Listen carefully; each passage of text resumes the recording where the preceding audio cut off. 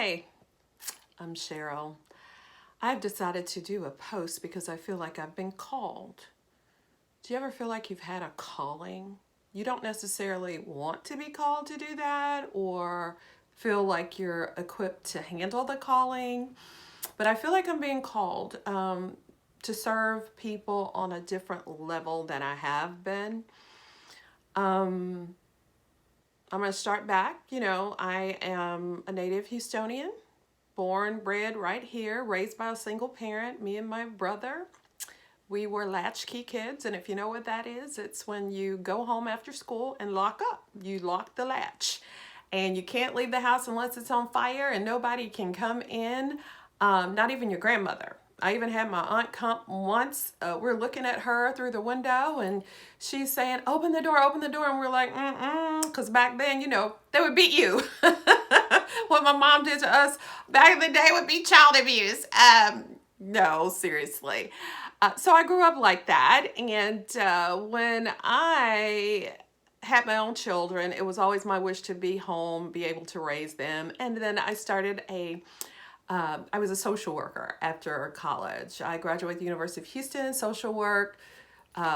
Sociology was my major, psychology was my minor, and I was a social worker in Cuyahoga County back in the day. That's in Cleveland, Ohio, just for a hot minute because I realized that definitely was not my calling. And I feel like in order to be great at that job, it definitely needs to be a calling. I was CPS, Children's Protective Services, so it's very depressing to me. So, we got back to Houston and I got my real estate license, and that was not my calling.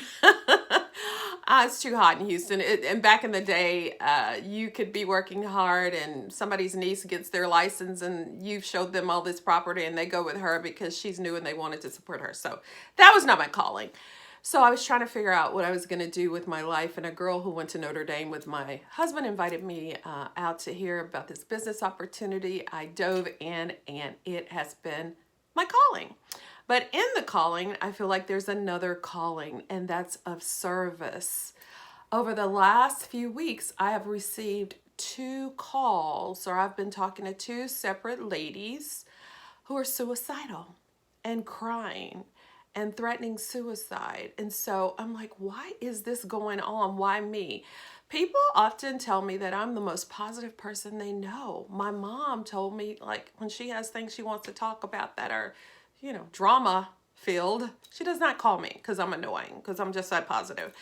So I'm like, God, what is going on? Why am I feeling tugged or being put in all of these situations to help these ladies who are in great pain? So I don't know. I'm just going to take a step, and I'm prayerfully hoping that it could help even just one person. Not getting anything for it, just wanting to reach out and share my thoughts. The past couple of ladies, one initially, she's been going through a lot. She's in her early 30s. Her husband died in her midst, right in her arms, and she's carrying around the burden of not doing enough to prevent that. And his family, as far as I know, holds her responsible. So that and other things have put her in that way. So she's on a lot of drugs. She's seeing a psychiatrist, and she's doing that. And then the other lady also, just no sense of self. When I talked to her, it was about how she's letting everybody else down. And she just felt like she was in the way and that kind of thing. And so I talked to both of them and I just share with them. And if you stick around me long enough, you're going to know where I stand.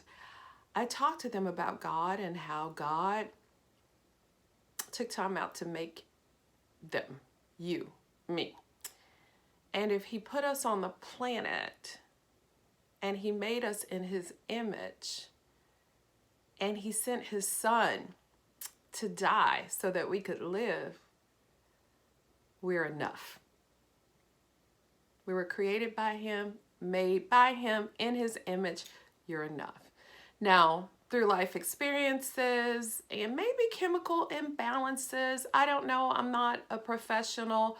We've lost our way. So I just wanted to share my thoughts about you if you're suffering from any kind of low point in your life or depression. I asked one of the ladies, what do you love about yourself? She thought about it and she said, I don't love anything about myself. And my question is, if you don't love you, why do you think other people will love you? So we have to figure that out. You, by yourself, why do you love you? And let me tell you guys, this book, it's a Bible, right? And some people run away from the Bible. Some people don't believe the Bible. But I'm going to tell you, if you just treat it like a self-help book, I'm not asking you to believe, but I'm going to tell you that nothing is new today. Probably everything you've been through is in there. So you can hear stories or see stories about people who've been through what you're going through or that you've been through and how they came out of it. I suggest you don't have to believe the Bible. I am not trying to convert you, but check it out. Treat it like any other self-help book if you don't believe, and just go there to get better, to do better, okay? So check that out. So find out what defines you. I am totally defined by a woman who serves other people. I am totally a child of God, and I find my worth in that. Okay, so that's me. So figure out what defines you.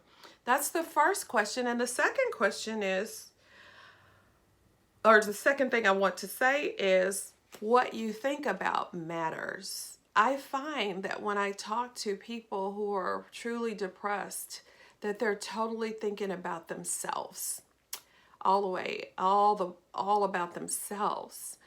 And this is hard. Most people are self-centered and they're not thinking about other people, but I'm human and I've been through ups and downs. And I find that the best way to get out of myself and my lowliness is to focus on other people. Where can you serve to benefit people who need you? They need you. They may not be able to do anything for you, but they need you. So I lead Bible study. I volunteer at a soup kitchen. I do things like that. And then I put myself in their shoes. I try to have compassion. And when I say compassion, that's when you go into another person's passion, whether it's pain or pleasure or whatever. And I try to put myself in their shoes. And I think one day when if I'm ever in a place where I need a soup kitchen or what, even it's not that, it's that they're old and nobody's listening to them and talking to them. That's my favorite part of being at the soup kitchen, is that I get to look into their eyes and touch them. Some people don't get a physical touch or a hug, and I get to act like, or not act like, but be a person who makes them matter. And when I do that, I guess I do get something out of it, because it makes me feel so good to treat them like I would want to be treated if I was in their situation. So if you're down, look around. Where in your community can you give of yourself? Spend time thinking about others. Because as National Sales Director in my business, Pam Shaw says, she says, one time in one place is time away from another place. So, and that can be in your head. If you're thinking about one thing, you're not thinking about the other thing. So if you're focused on helping other people, you're not focused on yourself. And eventually you can come out of it to a certain extent. Okay. The third thing is, understand that most people are self-centered. They're not thinking about you anyway. They're really focused on themselves. So when you think about that, that to me, it's like they're not focused on me. And if they are focused on me, they're kind of measuring me up to what their beliefs are. And you don't know where people come from, what their values are, and they're going to judge you. So don't worry about people who judge you, because it has no bearing on who you are and what you could do. How people feel about you is their problem, right? It's not your problem. I'm sure you've heard that a million times. The fourth thing I want to share is pray. Pray for what you want, especially when you don't want to. Maybe you're in a bad relationship. Or maybe you're doing something you're not supposed to be doing, whatever it is. You love this person or this thing or this environment, but you know it's not good for you. It's taken away from your values. It's taken away from your life. You spend so much time anguishing or thinking about it, and it's a distraction. And you know it's not good for you. You know it's not going anywhere. Pray for it to be over. And that's hard to do because sometimes you like it. You like it. Like, I saw this post on Facebook that I love, and it was like, if he can't post you and you can't post him, y'all ain't supposed to be together. Because sometimes we're in relationships that we know are going nowhere. If you can't see him on the weekends, if you've never been to his house or her house or whatever, you know, it's probably something there. But when you go back to number one and start to love yourself and value yourself and find out what defines you, you're going to be able to say no to the things that are not in line with who you are, or at least who you want to be. Okay, so that was the fourth thing I wanted to share. And number 5, when we stop, life is like, and I heard this in my training, and I'm sure it's in some great book somewhere, it's kind of like a slide projector. And we're in charge of the slides that we put in our head. What we think about, that's biblical. What we think about, we bring about. So if you're constantly reliving your pain, or you're focused on things in the past, or you're so worried about the future, you're never going to get better today. If you want better todays, you have to do better today. What can I do today to change my todays, right? So stop rehashing the past. Come up with a song, a phrase, an affirmation to tell yourself how great you are when you start going down that slippery, dark slope. Tell yourself that you're blessed. You're made in the image of God, fearfully and wonderfully made. Figure out what it is that you want. Start stating that in the positive when things don't look good, when you start to feel down and depressed. You got to start somewhere. So when you're driving somewhere, and you're constantly looking in the rearview mirror, you're probably going to have an accident. That mirror that you look in the past, in the back, it's so small. The one headed to where you're going is the front window of your car. You're supposed to be looking there.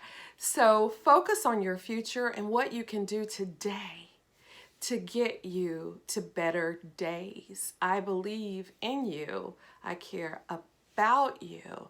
And I want you to find your value because you are worthy. You are. You're on this planet. If you want to say something, you have a question or comment, please post and I will return the post. If you want to email me at cherylbanks@comcast.net. Love you guys. Go forth and multiply.